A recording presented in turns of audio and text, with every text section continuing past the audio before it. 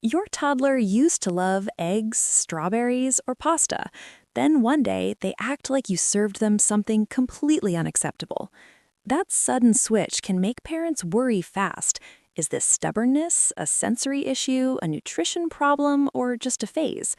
The first thing to know is that this pattern is very common in toddlerhood. Pediatric guidance consistently describes picky eating as a normal phase for many children, especially between about 18 months and 5 years.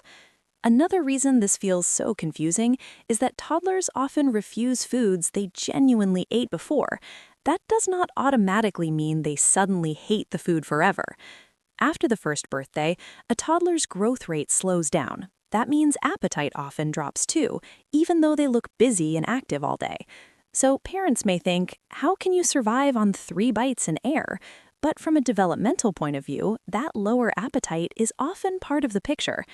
Toddlers are also discovering something powerful.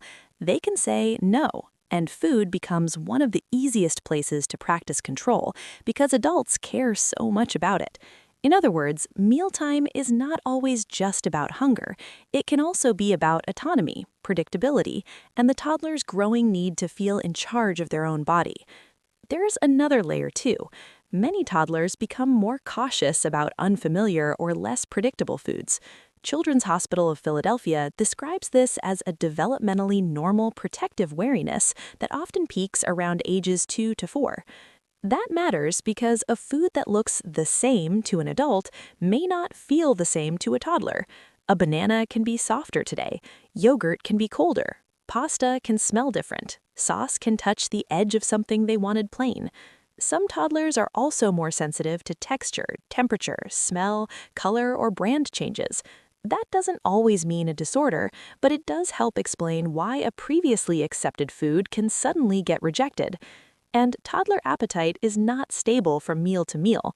Many healthy toddlers eat very little at one meal and then make up for it later, which is one reason experts tell parents not to fixate too hard on a single plate or a single day.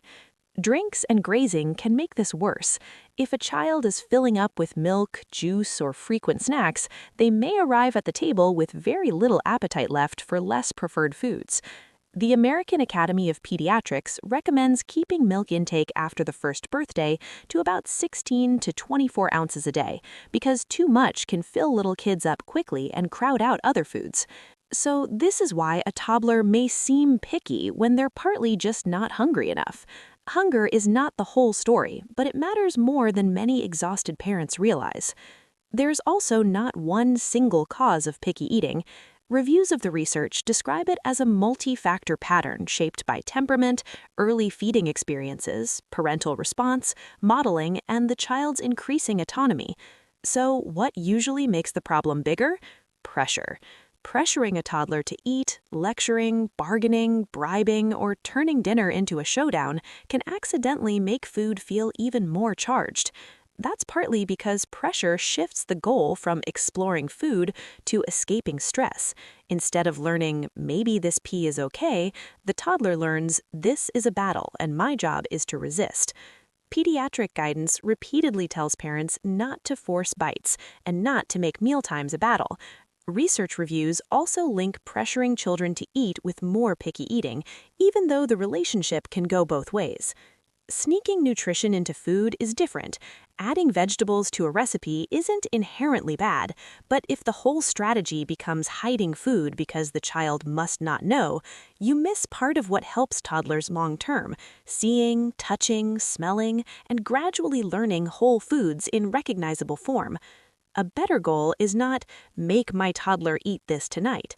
A better goal is build a calmer feeding relationship and increase acceptance over time. In practical terms, that means the adult decides what food is offered, when meals and snacks happen, and where eating takes place. The child decides whether to eat and how much. That split matters. It protects the adult's role without taking over the child's internal hunger and fullness cues.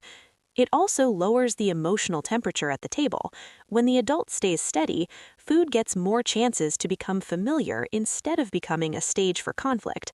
One of the most useful tools is repeated low-pressure exposure. Some children may need many tries before a food becomes accepted. That doesn't mean forced bites. It can be a tiny portion on the plate, a smell, a lick, a touch, or one brief taste without pressure. Offer the food again later in small amounts without making it a test. Rejected today does not mean rejected forever. Modeling matters too.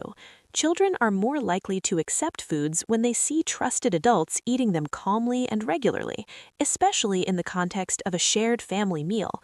Involving toddlers can help as well. Let them rinse berries, stir batter, put cucumber slices on a plate, or choose between two vegetables. That kind of participation gives them control in a useful way. It changes the food from something imposed on them to something they helped create. Structure helps more than most parents expect. Offer regular meals and snacks at predictable times instead of constant grazing.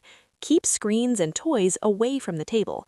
Serve small portions. Include at least one food your child usually accepts, alongside the family meal, instead of making an entirely separate menu.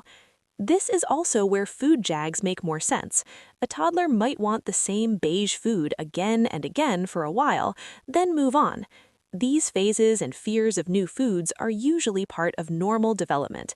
They're frustrating, but they don't automatically mean your child is on a harmful path. So the job is not to panic at every refusal. It's to keep offering variety, protect the routine, and zoom out enough to watch patterns over time. At the same time, not every feeding problem should be brushed off as just picky eating. Some patterns deserve more attention. Trouble chewing or swallowing, gagging, coughing, pocketing food in the cheeks, refusing entire texture groups, or a sudden big drop in eating after choking, surgery, or another distressing event deserve evaluation.